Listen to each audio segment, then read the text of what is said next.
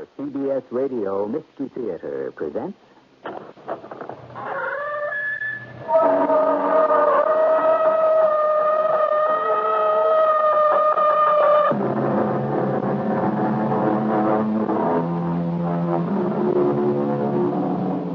Come in. Welcome. I'm E.G. Marshall. If you go by statistics, most murder victims are killed by people they know. A friend, a relative. And almost always, such violent death is the end to a quarrel. The fatal heat of the moment. Today, something quite different. Crimes without passion. Committed not in hot blood, but in cold. You're the man they call Cool Killer Karl. Yeah, that's me. Is this your wife? What are you going to do to us? I wish you wouldn't point those guns. Well, you can't come in here like this. Well, of course he can. He can spend the night. Shirley, what are you doing? This man is a killer. He's a wanted man. I don't care if he is. He's a human being, isn't he?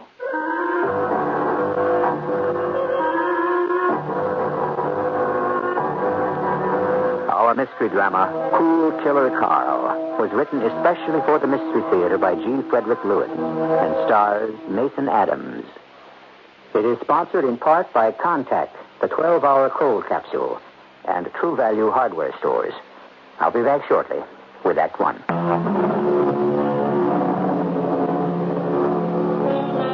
No one likes to believe they could be marked for death accidentally, that chance rules. The pistol, the shotgun, the knife is pointed at someone else, not you. If you live harmlessly, why would you be harmed? The question haunts us. The answer eludes us, and so we don't like to think about it. Some of us, however, have to think about it and do something about it. One such person is Lieutenant Poletti of the Union City Police Force.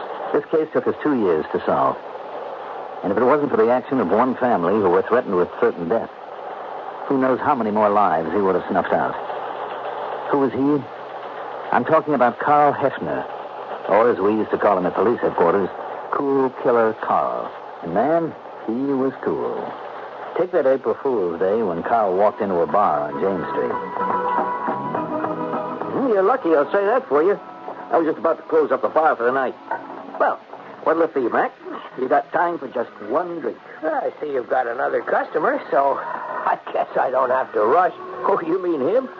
He's been nursing that drink for too long. I can't make any money out of him. Hey, Kramer. Kramer, I'm closing down, pal. But it's just as well go home and face the music. What do you mean, Mr. Kramer? Oh, when I get home, believe me, my wife's going to throw the book at me. Yeah, how come? This is the second pair of glasses I've busted this week. Oh, Vinny's going to lay me low. Okay, kid, what's in your mind? Hey, what are you doing? What is this? This is a gun. And this is another gun. Both are loaded. Hey, put those away, young man. Now, don't go sticking your nose where it isn't wanted, mister. Stay healthy. I'm a cop off duty. Don't reach for your gun. Kramer, don't. Yeah, that's why I carry two of these. One for each other. Please, Kramer, do as the kid says. He's giving you good advice, cop. Now, take it out. Slowly. That's right. Yeah, very slowly. And now, slide your gun down the counter to me. Go on. Kramer, please. And now, cop, just remain where you are. You sit right there, and you finish your drink, and think about your wife. Okay? And now, you were asking me what I'll have, weren't you? Sure. You name it. I'll take whatever's in the cash register. Don't stall, friend. It's not polite, and it's unwise. Open it up. All the green stuff. And, by the way, in case I should be coming in here again, my name isn't Mac. Good night, gentlemen. Any sign of him? That kid must be an Olympic champion sprinter. When I got out to the street, he was but nowhere. I ran up the corner, James in front, no one. Back down the other way to Maine. Not a trace. There's no crowd this time of night for him to disappear into. He's just fast. Oh, you'll get him. You look such a darn fool. Me, a cop, and this happened. Oh, believe me, Kramer, I'm just as glad there was no shooting. Oh, boy. Wait till Poletti hears about this. Who's that? The lieutenant. Oh, but that fella had the drop on you. You had no choice. Yeah. Let me have my gun, will you? Yeah, take it. Don't let it get you down, Kramer. I'm only out $60. My life's worth a darn sight more than that.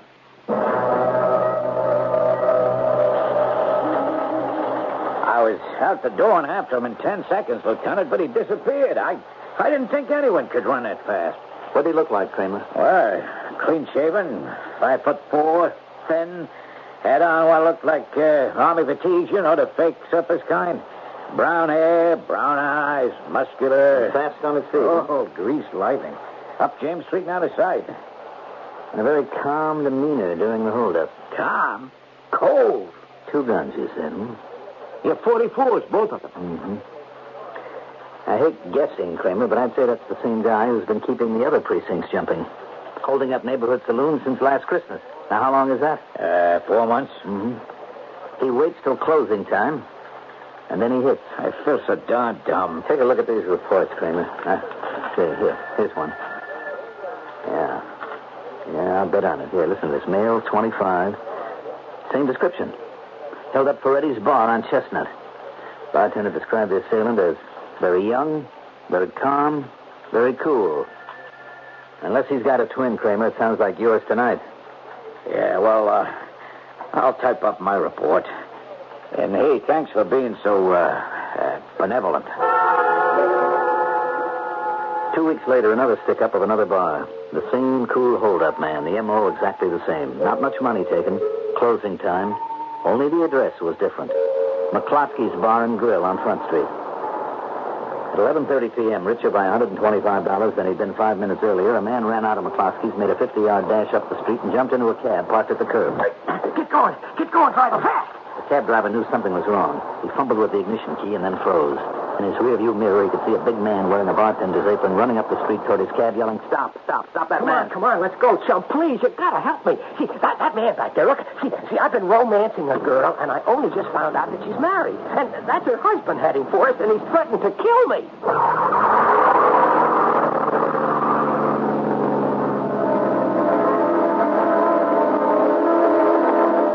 The way we got the story later from the taxi driver, he thought he was doing his passenger a favor. We told him he sure was. $125 favor. Weeks went by, and I'm ashamed to say months. Our mysterious gunman racked up a total of $4,000, lifted from grocery stores, liquor stores, bars, and laundromats. Then, finally, that fateful Monday. We held our usual weekly quarterbacking at the station house, all hands on deck at 7:45. Patrolman Kramer, the only man on the force who had seen our elusive hold-up man at close quarters, had the floor. Of course, I would have seen him better if I hadn't broken my glasses that day. But this drawing the art boys have come up with resembles him pretty well. Now, there are 2 known facts that we have to go on. 1, this young punk is going to go right on rocking. He's too successful and he's too cool to stop. Our psychological report tells us we're dealing with a character of exceedingly high intellect. Fact 2, for 22 months now, this man has pulled out 2 loaded 44s and 1 threat. Now, one of these days, one of the 44s or the other, or both, will go off. And instead of hunting a thief, we'll be tracking a murderer. Remember that.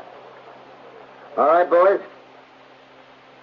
You've all got a sketch of the wanted man. Now get out in the street and search. Lieutenant. Yes, Kramer?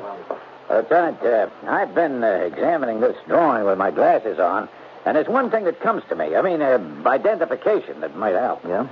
The man we're looking for has got a mole on his right cheek, high up, almost under his eye. All right. All right, boys. You heard what Kramer just told me. Pencil in that mole. That was 8:15 Monday morning. Patrolman Kramer took the subway to Union Avenue, where he was detailed that day. At 8:47, Kramer stood up and went to the subway train door. Union Avenue was the next stop. Sitting in the seat right by the door was the young man with the mole on his cheek. The man, Kramer was certain, who had robbed the bar on James Street April the 1st. Get up, fella. What's the matter? I'm done. What do you want? I want you to get off at the next station. Well, what for? That's not my stop. It is now. Come on your feet. You can't go around dragging honest, law-abiding citizens off trains just because you're a cop. If you're a suspect, I certainly can. Come on, out of the platform, kid. Now, don't make a fuss if you know what's good for I you. tell you, you're making a mistake, officer. I have done nothing wrong. Well, we'll see. Just you stand there. Oh, look at that. You made me miss my train. I tell you, you've got the wrong guy. Yeah. I got a picture here which says different.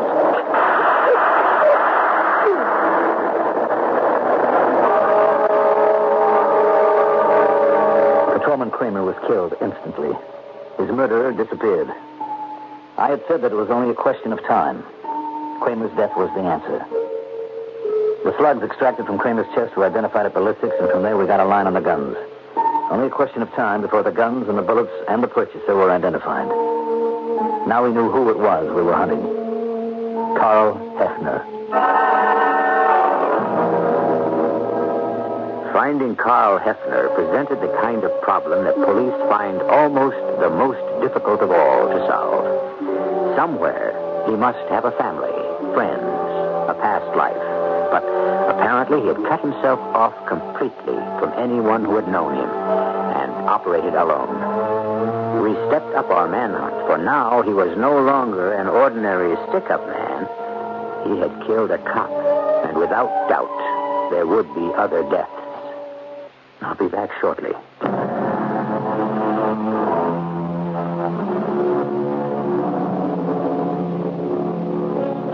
Headlines screamed in Union City, in the state, in the entire country.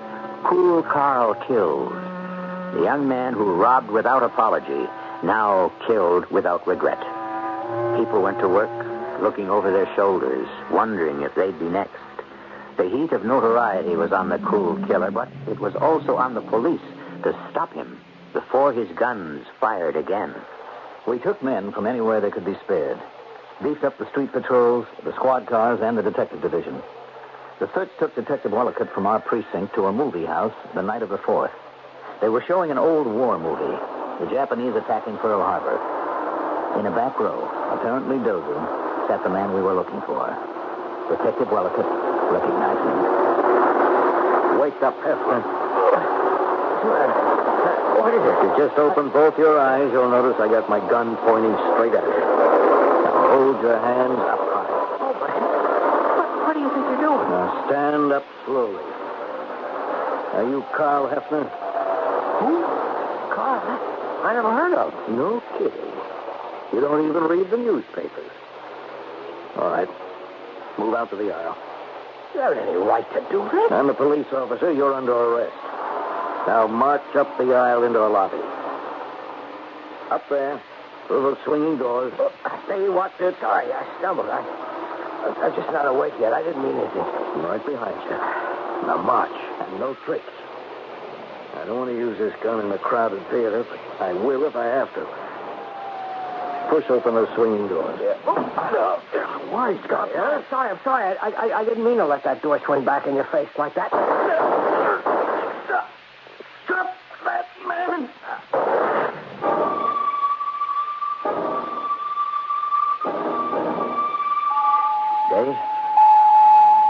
Dave Wallicott? Dave, it's me, Paletti. Oh. Hi. Where am I? You're in the hospital. No kidding. I've been here long? Since last night. Now, don't talk, Dave. I'll fill you in. Yes.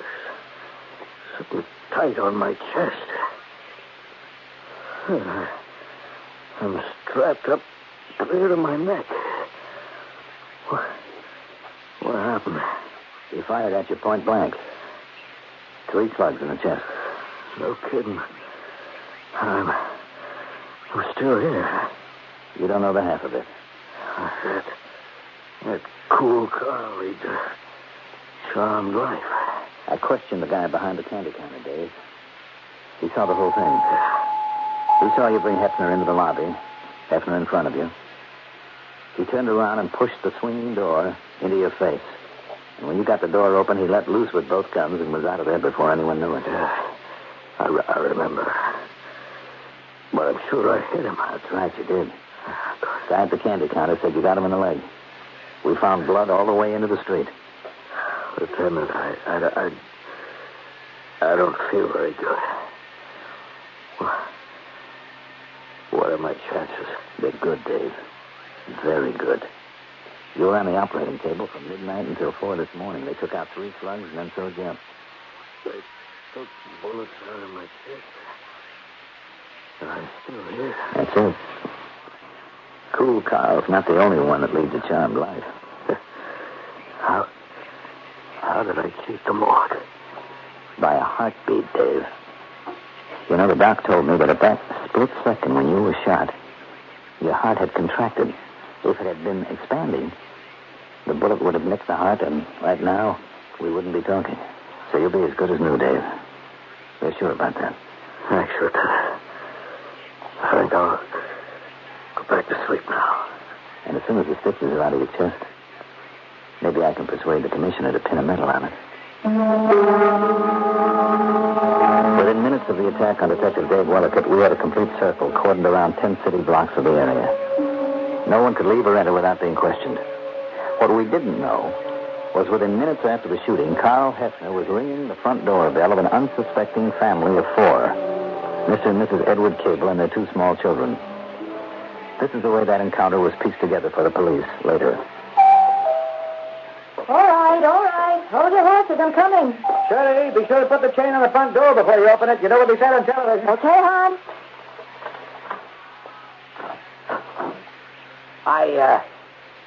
I guess you know who I am. Yes. Is that one lady? Well, they both are. I just shot another cop. Now, do as I say, and nothing will happen to you. Take your foot out of the door. Shirley, what is it, dear? Who is it? Good evening, sir. I just told your wife to take it easy, not to panic, to keep calm, and nothing will happen to you. Hey, look, those are guns you're pointing. Aimed right at your wife, sir. And I can shoot a lot faster than you can close this door. What are we going to do?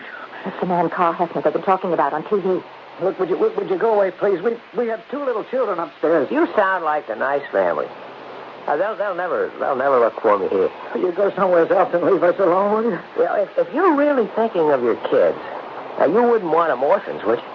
Just let me inside and close the door behind me quietly. Yeah.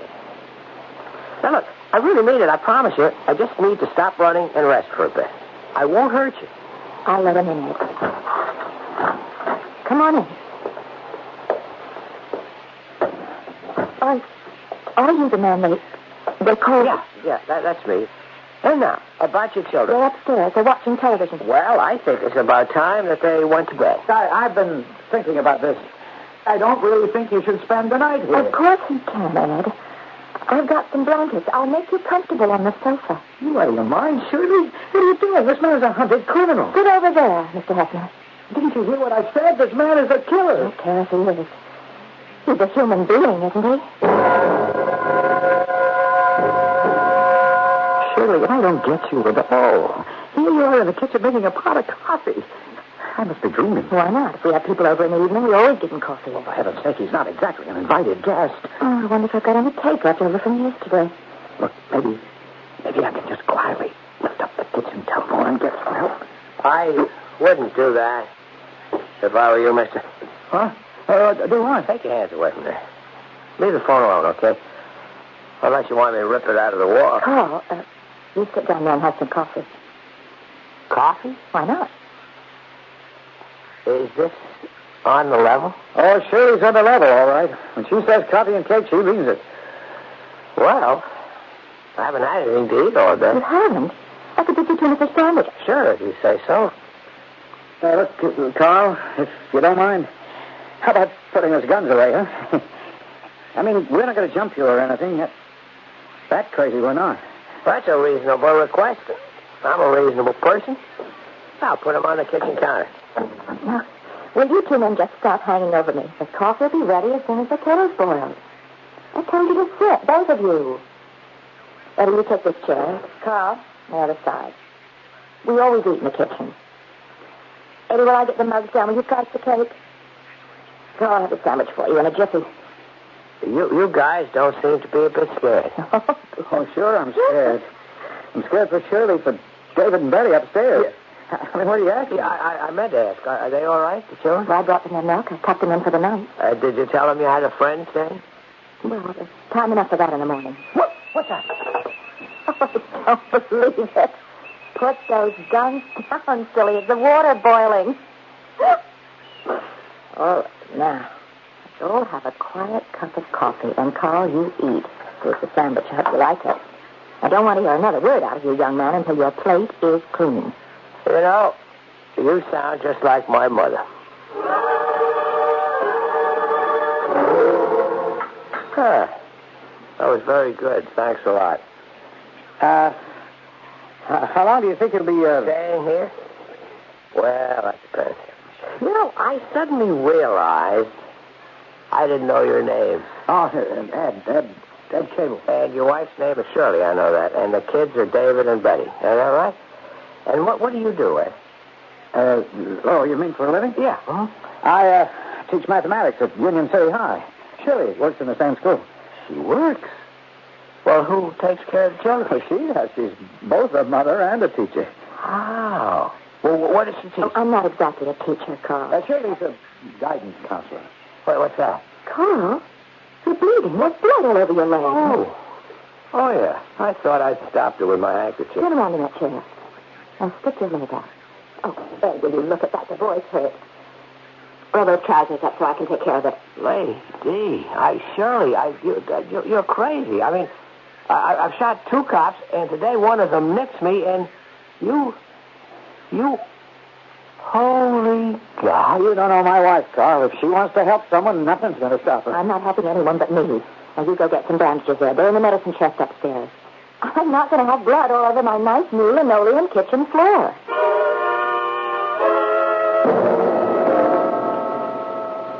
Shirley, can't you sleep? No, I've been lying here thinking about him.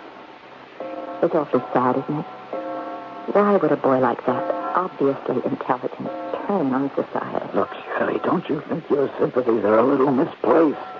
Karl Hefner's a murderer. The whole city's looking for him. I don't know.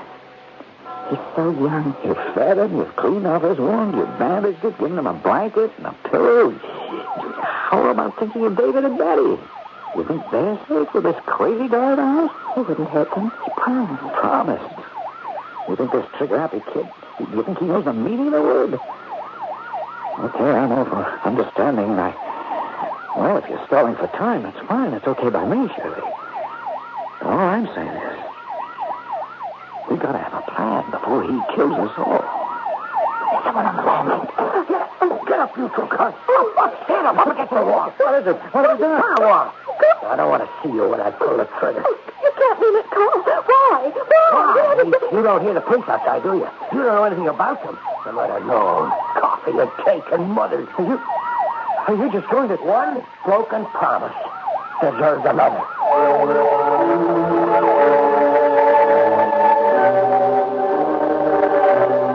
In the underworld, the code of the criminal rewards treachery by death. Cruel killer Karl is obeying that code. The sanctity of life, he never heard of it. To him, it is not a matter of revenge, but justice. He who rats on me deserves to die. Besides, no matter how many more corpses Karl Hefner adds to his list, society can only pay him back once. I'll be back shortly with Act 3.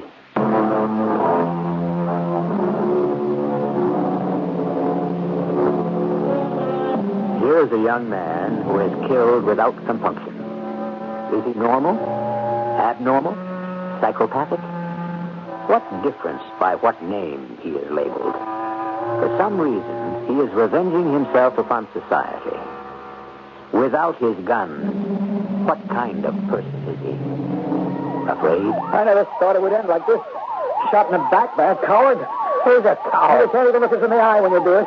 You're going to ask the children to bury their faces in their pillows when you shoot them so you can't see them looking at you? I'm not going to turn around, Carl. Those police outside, we didn't call them. You're as good as dead if the cops walk into this house. I told you both to play it cool and you wouldn't get hurt. How dumb can a wise guy be? I swear we didn't call the police. Oh, yeah? Why have they turned off the siren? I changed my mind. I'm taking your wife downstairs, Ed, with me. Now, if any cops come to the door and she doesn't give them the answers I want to hear, she gets a hole in the back of her head. We didn't call the cops, I swear it. And then I'm coming up here for you, Ed, and the children.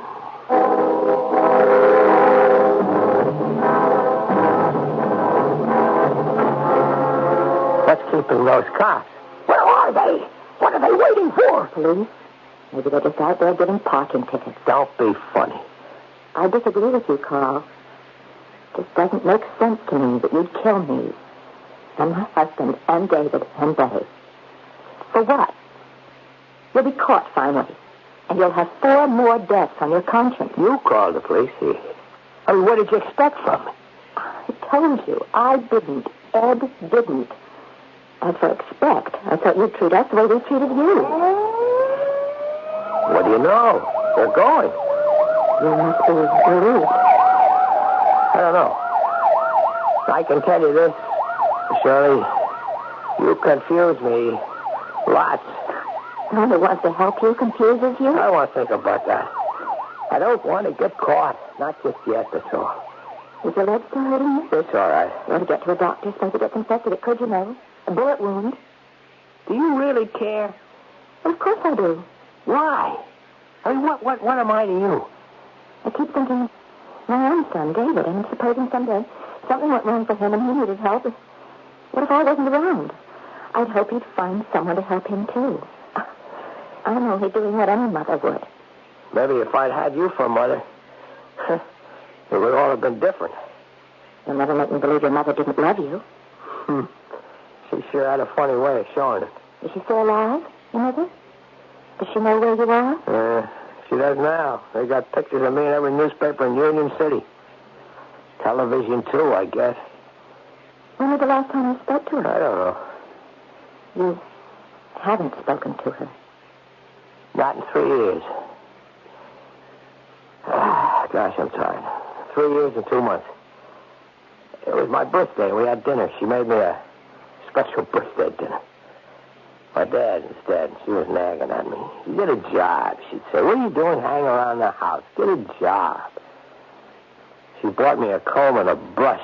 Real bristly kind, for my birthday. I kept taking it, what she was saying, and I kept eating the cake that she made. She always makes cakes for me. And then I walked out of the house. I never looked back. I didn't even take my new comb and brush she gave me. I never saw her again. You never even found her? But you should talk to her. Does she live far? Well, Barrett Hill's right outside of the city. Get a job. I guess I'm sorry about one thing. In all this time, I didn't do one thing to make my mother proud. Done it all wrong. But it's too late now.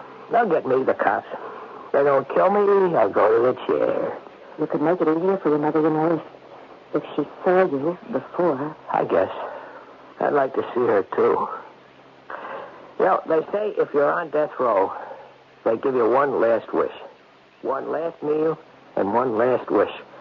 So I'll tell them I want to see my mother. Bring her here. Well, wait, Carl. Maybe you won't get that chance. I wasn't the first to shoot. Sure, I threatened with a gun, I know that, but the other guy always had his finger on the trigger before I did. I believe you. When I was a kid in school, nobody took me seriously. I was a school joke, you know that? I was always dropping things. I was always breaking things. Clumsy Klutz Karl. That was my nickname, Karl the Klutz, when I was a kid. That sure changed everybody's opinion. Just by showing them the muzzle of a 44. And with 2 44s, yeah, they believed me twice as much. With threats, sure, but you didn't have to be taken at your word. Oh, boy, they knew I wasn't kidding around. I had to do that, don't you? For my own self-respect. Carl, tomorrow morning, if I get your mother on the telephone, will you talk to her? Oh, you mean just like that? I'm going up to bed now and have a look at the children to make sure they're all right. And you go to sleep, too, right here on that sofa. And in the morning, I'm coming down and get your mother on the telephone, and I want you to talk to her. You think I should? Good night, Carl.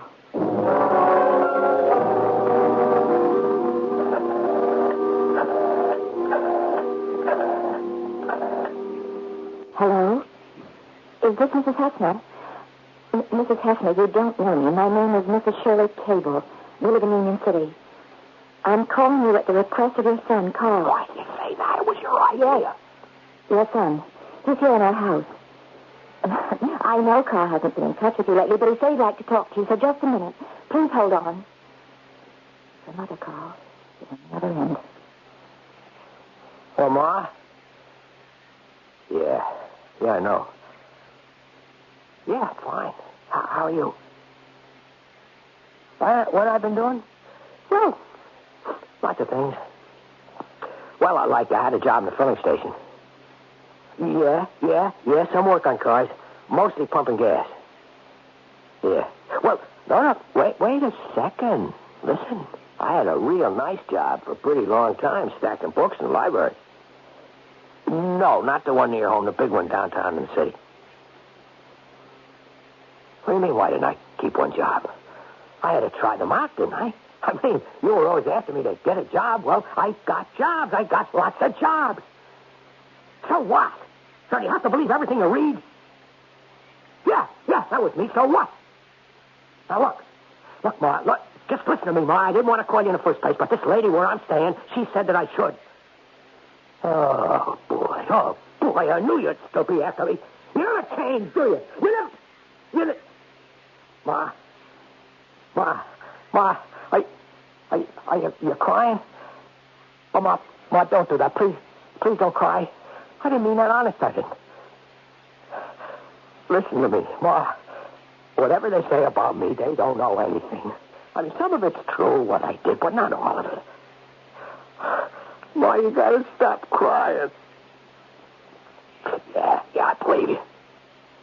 Yeah, I do too, Ma. I do love you.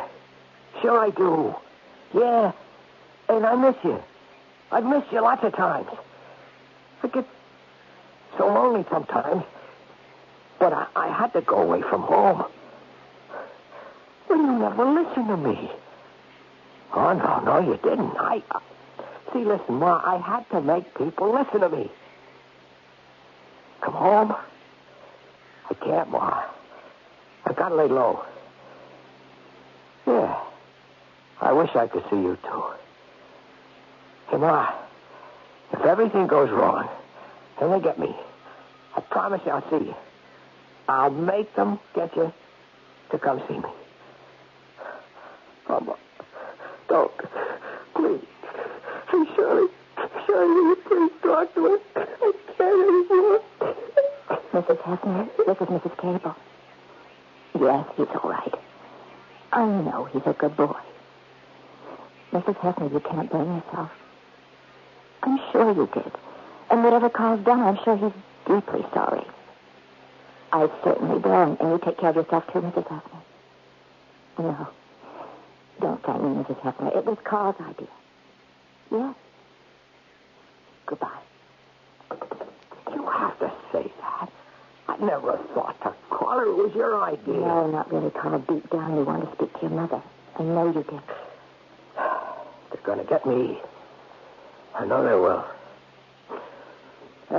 It's a blessing, I guess. I've been running away for years and years. Running since I ran away from home. Your mother told me to tell you that she always loved you. And I should be sure to tell you that. She said that? Always?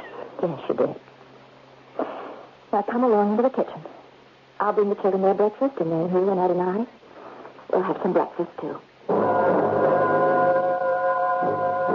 Karl Hefner kept the Cable family prisoners in their own home all that morning. He watched television down in the living room, staring at the special news bulletins about his escape and the wounding of Detective Wellicott.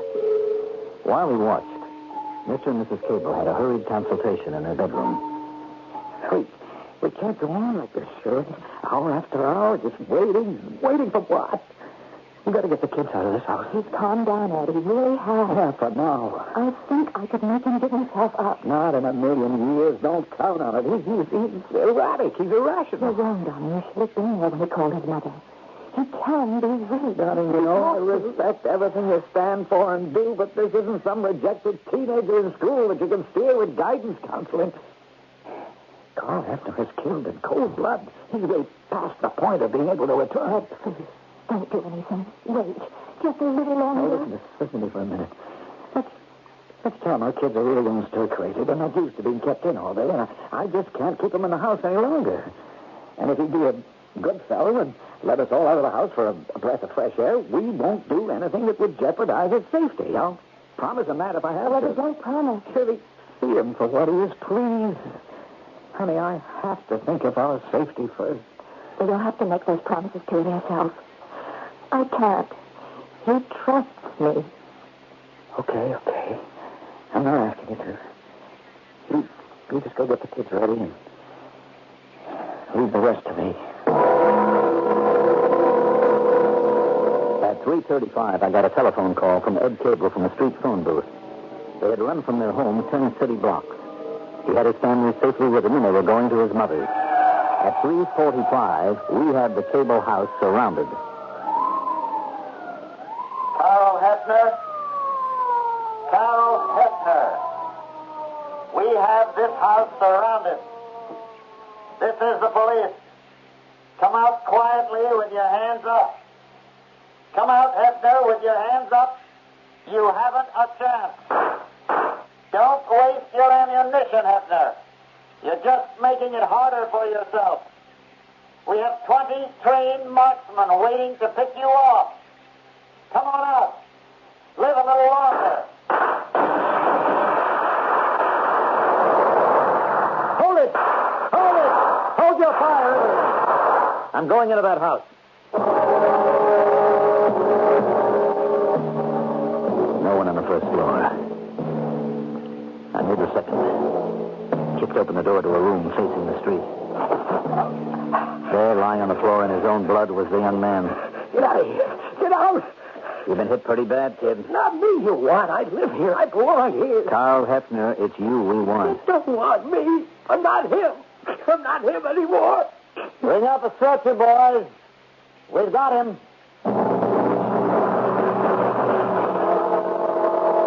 A young man gone wrong, leaving behind him a trail of blood and ending in his own. A young man so sure he was misunderstood, that nobody cared, that his worth was unrecognized. 6 months later, cool killer Karl paid the supreme penalty. But in his final earthly hours, he was granted his wish. His mother came to see him. And when she left, it was reported, this troubled youth seemed calmer. At long last, he had found peace. I shall be back shortly.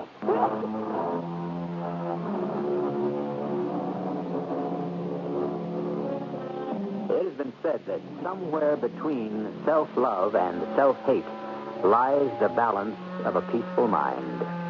Overweigh either on one side of the human scale, and the result can be self-destruction. We've told this story of Karl Hefner in order to shed some light and perhaps even sound some warning. A psychological misfit? We'd rather remember him as a man who thought he was unloved. Our cast included Mason Adams, Marion Seldes, William Griffiths, Ian Martin, and Mandel Kramer. The entire production was under the direction of Hyman Brown. And now, a preview of our next tale. Mommy? Well, that's not bad. Coming from the astral world, you wouldn't expect it to be exactly the same as in life. You couldn't make it a little younger, could you? Mommy! Well, that'll have to do. Now, I'll have to go out and get some more dry ice for the vapor. And you better go check your Hessian costume because you've lost some more weight. Oh, how about the wrappings? Okay, that's good. Now Now, don't get so thin that you can't do that anymore, because the wrapping set the tone of the whole thing. Now, she will be here at 9 o'clock, and I want everything ready. I want you ready, because this may lead to something very big. Really big.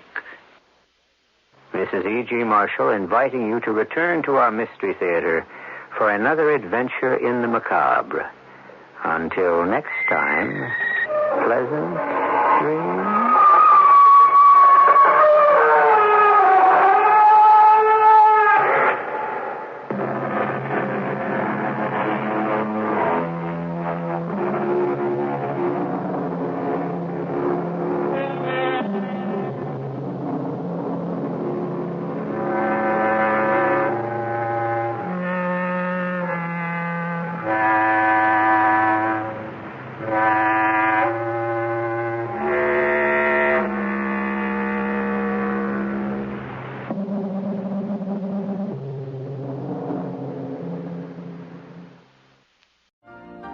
You've been listening to the OTR Gold Network. Find more classic radio at otrgold.com.